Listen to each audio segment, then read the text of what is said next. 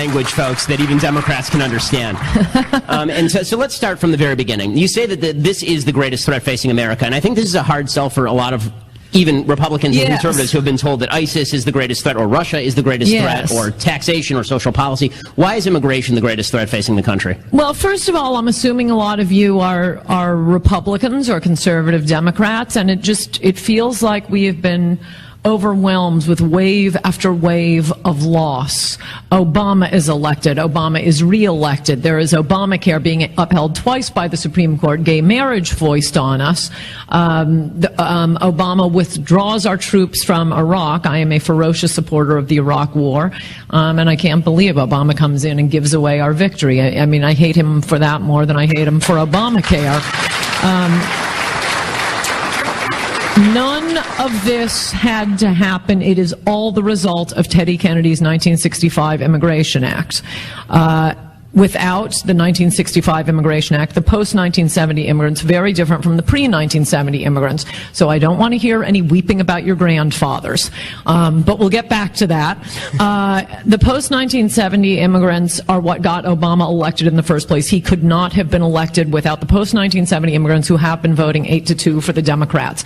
Without the 1965 Immigration Act, Romney would have won a bigger victory against Obama than Reagan did against Carter in 1980. I think probably some of you were as surprised as I was the day at 3 a.m. election night. I thought he was going to win that. We'll get used to saying that a lot more. I thought we were going to win that election. What happened to that state? How did we get Obamacare? Well, Al Franken was the 51st vote for Obamacare. How did he win? Well, he cheated, but he wouldn't have been within shouting distance of cheating but for 100,000 Somalis now living in Minnesota, who were instructed by the first Muslim congressman, Keith Ellison, you must all vote for Al Franken. Without Obama as president, we wouldn't have Sonia Sotomayor. We wouldn't, on the Supreme Court, we wouldn't have Elena Kagan on the Supreme Court. All these losses didn't have to happen, so whatever you think the most important issue is, it's not. I mean, even now, I get this sense, and from talking to people, you run into Democrats, and especially working-class Democrats, saying, you know, I have had it. The Democrats have gone too far. This hysteria over, you know, taking down Confederate soldiers and changing the name of the Jefferson Monument and the fake rape cases and Obamacare and gay marriage. That's it. I'm voting Republican. Hellfire will rain down on these Democrats. Well, that might well happen, but Americans are about to be outvoted by other voters, by foreign voters the Democrats have brought in. Now, that's only talking about the political aspect, because I'm assuming this audience cares about the political aspect, and why should you care about this issue more than anything else, certainly if you're a Republican. But it's more than that. In order to bring in voters who will vote 8-2 for the Democrats, we're bringing in extremely primitive cultures, and this is most of what my book covers. In order to make it short and very readable, 100 pages of footnotes. It's way shorter than it looks. You got to read it. I ended up cutting 200 pages a month before we went to press. But what I wanted to keep in, and I thought it was important to keep in, were gang rape, child rape, incest rape. We are bringing in peasant cultures. It happens that Latin America is the peasant culture closest to us, but that's not the only one. Oh, no. These are very common behaviors, as are driving drunk and dumping your crap on the ground. I mean, it is changing our culture in ways that the rich don't experience. It's never coming to Nob Hill in San Francisco. It's probably not coming to Newport Beach. It's not coming to Park Avenue. No, they just get the cheap maids. While Americans are the ones bearing the cost, not only in terms of taxes, in their schools being overburdened, in massive, school lunch programs, the hospitals are going bankrupt.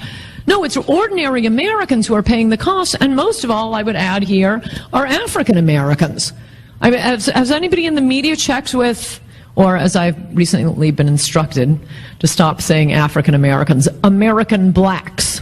Because that is what I mean. I'm not talking about a guy whose father is a Kenyan. American blacks. Author of the best-selling book, In Trump We Trust, E Pluribus Awesome, and Coulter. And to me, this comes down to a very simple, basic, fundamental choice.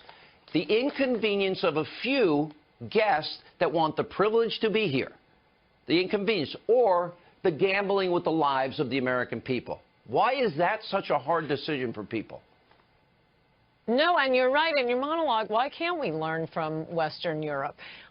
Just a few weeks ago, German intelligence reports that 1,000 German residents have gone to fight with ISIS. Hundreds of them have come back to Germany, and what does Merkel do? She's setting them up with welfare because, you know, if they don't have a lot of welfare, that could radicalize them. Why don't we believe what these migrants say? They come to countries, they rape women. They're having a very difficult time learning not to rape women, even if they're infidel whores and have short skirts. What other immigrant group could not stop itself from raping masses of women? They march around saying, no, you're going to live under Sharia law. They commit terrorist acts. It's right in front of our eyes. And can you imagine? I mean, what Merkel has done is spreading throughout Western Europe. But just in Germany alone, combining German military discipline with Islamic ideology, it's terrifying what we're up against. Why would you do that in this country? And meanwhile, they keep trying to distract us with Russia, Russia, Russia.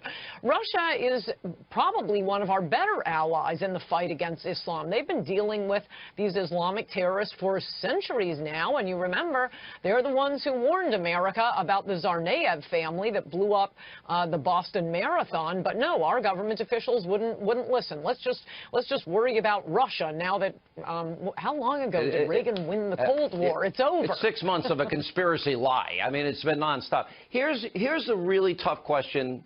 I know you'll touch it, but so many are afraid to touch it. If you grow up under Sharia and you're a man and you think you have the right to tell women they can't drive, travel, they've got to dress a certain way, they can't be seen in public without a male relative, if you think you can throw gays and lesbians off of big buildings and kill them or hang them, if you persecute Christians and Jews, how do we know? How do you ever vet somebody's mind and heart? If your culture, you grew up, that's what you learned, which directly contradicts our constitutional values. How do we vet that? Is that possible even? No, you're absolutely right. In addition to the fact that there is no, Syrian FBI, they don't have a computer database, and there was testimony before the Senate last year saying there's nothing to vet. There's nothing we can look at. I also think it's worth mentioning, maybe you've shown these, and if you haven't, you should. I tweeted it out a few weeks ago, photos of women going to college in Afghanistan not that long ago. It was in the 70s, and it looks like an American college campus. They're wearing, skirts and button-down shirts and carrying their book bags. Things can turn overnight when you're bringing in these masses of people from very, very different cultures and make it a hate crime to ask them to assimilate, for the cherry on top. And they have no intent of assimilating. Plus, what are we getting out of this? It's one thing if we're bringing in nuclear scientists or engineers. I don't think we're getting a lot of those. But the vast majority of refugees are just instantly coming in, sucking up welfare that's meant for our people. Yeah. Let me ask you a political question. One of my favorite clips of the snowflake left is you're on your buddy Bill Maher's show. And it's like June or July of 2015, and you say, yeah, Donald Trump has the best chance of winning. And the crowd just is laughing at you. I don't think they're laughing now. So you've been a very strong supporter. I'm pretty angry with the Republican Party. They seem ill-prepared, especially on repeal and replace. And it seems like the president is trying to clean it up. Hopefully they get there. Hopefully they get consensus. Are you happy with how things are going so far?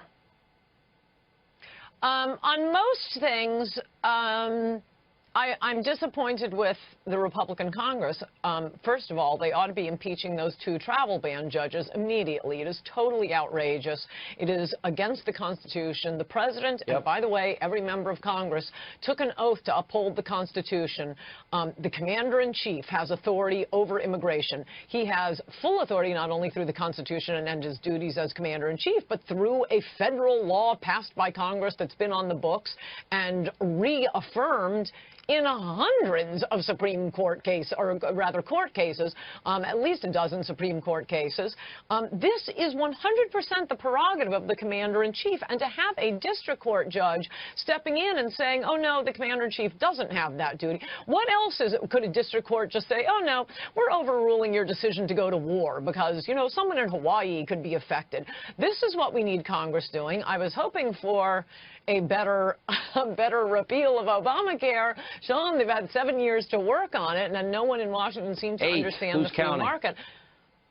Yeah, they've had 8 years. Hold, you know, I'll hold our Emperor God Trump harmless on Obamacare. That really isn't his job. He's supposed to be building the wall, deporting illegals, imposing the refugee ban. But with looking at the massive resistance a pro-American president we finally have, looking at the resistance he's getting, he could use an assist from Republicans in Congress, and other than a handful of them, he's not getting it. All right. And Coulter,